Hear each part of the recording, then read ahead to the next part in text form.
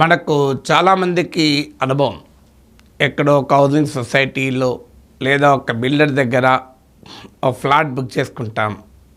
In టైంలో delivery కాదు. మనము బ్యాంక్ లోన్ తీసుకొని లేదా ఇతరత్ర లోన్ సమీకరించుకొని మనం డబ్బు చెల్లిస్తాం. ఆ టైంకోమో ఆ డెవలపర్ ప్రాజెక్ట్ పూర్తి చేయడు. ఏళ్ళ తరబడి డిలే అవుతుంటుంది, భారం పెరిగిపోతూ ఉంటుంది. తర్వాత డిలే అయ్యి లాస్ట్కు ఆ ఫ్లాట్ నీకు హ్యాండ్ ఓవర్ చేస్తున్నా తీసుకోవాలి అంటారు. లేదయ్యా నాకు అవసరం లేదు, నా డబ్బులు నాకు రిటర్న్ అయ్యి, నువ్వు అన్న టైంకి పూర్తి చేయలేదంటే నీ డబ్బులు రిటర్న్ ఇచ్చే ప్రసక్తే లేదు.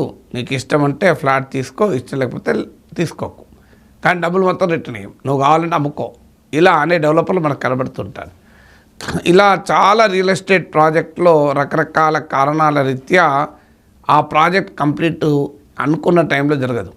ఆ డెవలపర్కి ఉండే ఫైనాన్షియల్ కెపాసిటీ ప్రాబ్లం కావచ్చు, పార్ట్నర్ల మధ్య వాళ్ళకి ఏమైనా విభేదాలు రావచ్చు, లేదా ఏదైనా లీగల్ ఛాలెంజెస్ రావచ్చు, ఏది లేకపోతే డిమాండ్ తగ్గితే దానిపైన ఇన్వెస్ట్ చేసేవాడు ఇన్వెస్ట్ చేయకపోవచ్చు. రకరకాల కారణాల వల్ల డిలే అవుతుంది. సో మానవాతీత కారణాల వల్ల డిలే అయితే అది వేరే విషయం. ఇప్పుడు కోవిడ్ లాంటిది వచ్చింది, దానికి అది మనిషి అనుకున్నది కాదు కనుక దానికి ఎగ్జామ్షన్స్ వేరే ఉన్నాయి.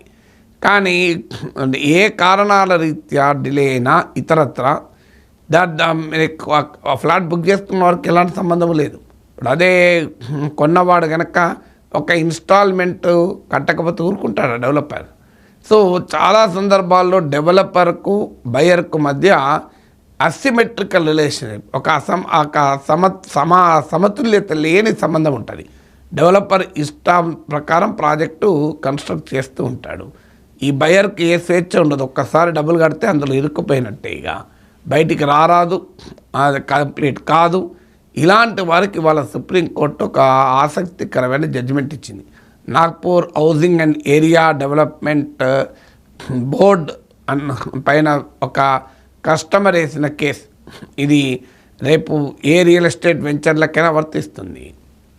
ఒక డెవలపర్ కనుక చెప్పిన సమయానికి ఆ ప్రాజెక్టు పూర్తి చేయకపోతే, ప్రాజెక్ట్ కనుక డిలే అయితే, అన్డ్యూ డిలే అయితే, ఆ ఫ్లాట్ కంపల్సరీ కొనాలి అని ఫోర్స్ చేయడం అన్ఫేర్. 4+4 ఆఫర్. మొదటిసారిగా కంట్రీ డిలైట్ పాలని 4 రోజులు ఆర్డర్ చేసిన వాళ్ళకి మరో 4 రోజులు ఫ్రీ. ఇంకెందుకు ఆలస్యం, యాప్ ని డౌన్లోడ్ చేసుకోండి. Download the country delight app now. అలా ఒకవేళ ఏ కస్టమర్ అయినా నాకు వద్దు, నా మనీ నాకు ఇచ్చేయాలి అంటే ఆ కస్టమర్కు రైట్ టు రిఫండ్ ఉంటుంది, రీఫండ్ అడిగే హక్కు ఉంటుంది. అందువల్ల అలాంటి పరిస్థితుల్లో ఆ కస్టమర్ కట్టిన డబ్బులు చెల్లించి దానిపైన 9% ఇంట్రెస్ట్ కూడా చెల్లించాలి అని కూడా చెప్తుంది. ఎంత క్లియర్గా చెప్పండి చూడండి, 9% పర్ యానం ఇంట్రెస్ట్ కూడా చెల్లించాలని చెప్తుంది. సో ఇది చాలా క్లియర్గా కీలక. అయితే ఇక్కడ ఒక ఛాలెంజ్ ఉంది. మీకు హౌసింగ్ సొసైటీ సెంటర్నేమో అంతా వైట్లోనే ఉంటుంది కనుక మొత్తం అమౌంట్ను రీఫండ్ అడిగితే అడగచ్చు. కానీ ప్రైవేట్ రియల్ ఎస్టేట్ వెంచర్లో ఒక పెద్ద ఛాలెంజ్ ఏంటంటే నీకు అగ్రిమెంటు వాల్యూకు రియల్ మార్కెట్ వాల్యూ తేడా ఉంటుంది. మార్కెట్ వాల్యూ ఏమో నువ్వు చెల్లించాల్సి ఉంటుంది, ఆన్ పేపర్ అగ్రిమెంట్ ఏమో తక్కువ చూపెడతారు. సో అటు కస్టమర్ కూడా తక్కువ చూపెట్టమని కోరుకుంటాడు, ఎందుకంటే రిజిస్ట్రేషన్ కాస్ట్ తగ్గుతుంది కనుక. కానీ చాలామంది డెవలపర్లు ఇదే పని చేస్తారు. అప్పుడు ఒక ఛాలెంజ్ ఏమవుతుందంటే, ఇప్పుడు ఉదాహరణకు 10,000 ఎస్ఎఫ్టీ 10,000 పర్ ఎస్ఎఫ్టీ అపార్ట్మెంట్ ఉంటుంది.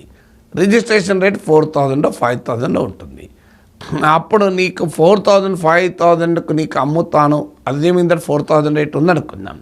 4,000కు నీకు అమ్ముతానని అగ్రిమెంట్ రాయటానికే మిగతా బ్లాక్ పార్ట్ క్యాష్ పార్ట్ కడితేనే అగ్రిమెంట్ ఇస్తాడు. అంటే ఉదాహరణకు నువ్వు 1000 అడుగుల 1000 చదరపడు 1000 ఎస్ఎఫ్టీ అపార్ట్మెంట్ తీసుకుంటున్నావు. 10,000 పర్ ఎస్ఎఫ్టీ ప్రైస్ అనుకోండి. 10,000 ఇంటూ 1000 అంటే 1 crore.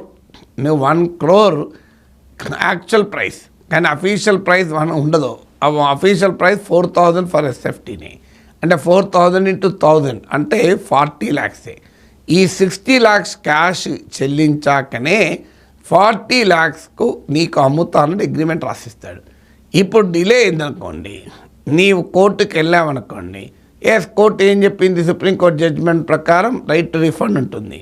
అప్పుడు డెవలపర్ ఏమంటాడు, ఈ 60 లక్షలు క్యాష్ పార్ట్ మాట్లాడాడు, నువ్వు నాకు అఫీషియల్గా ఇచ్చింది 40 లక్షలే కదా, ఈ 40 లక్షలకు రేట్ ఆఫ్ ఇంట్రెస్ట్ 9% చెల్లించమని సుప్రీంకోర్టు తీర్పు చెప్పింది, ఈ 40 లక్షలకు 9%తో చెల్లిస్తాను అంటాడు. ఇది ఒక ఛాలెంజ్ అయితే సుప్రీంకోర్టు తీర్పు ఉన్నా కూడా నీకు ఫ్లాట్ ఇన్ టైంలో డెలివర్ చేయకపోయినా నువ్వేమీ చేయలేవు. ఎందుకంటే టోటల్ వైట్ కాంపోనెంట్ ఉంటే టోటల్ అఫీషియల్గానే చెల్లించేది అయితే ఇబ్బంది లేదు, కానీ టోటల్ అఫీషియల్గా చెల్లించేది చాలా రియల్ ఎస్టేట్ వెంచర్లు ఉండదు. డిమానిటైజేషన్ తర్వాత కూడా ఇప్పటికీ కూడా రియల్ ఎస్టేట్ రంగంలో క్యాష్ అనధికార అనఫీషియల్ మనీ వైడ్లీ ప్రివెలెంట్. ఇది అందరికీ తెలిసిన ఓపెన్ రహస్యమే, ఇందులో సీక్రెట్ ఏం లేదు.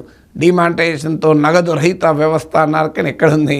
సో ఇప్పటికీ కూడా నీవు ఒక ల్యాండ్ కొనాలన్నా, అపార్ట్మెంట్ కొనాలన్నా వైట్ ఎంత బ్లాక్ ఎంత అనే చర్చ జరగకుండా ఉండదు కదా.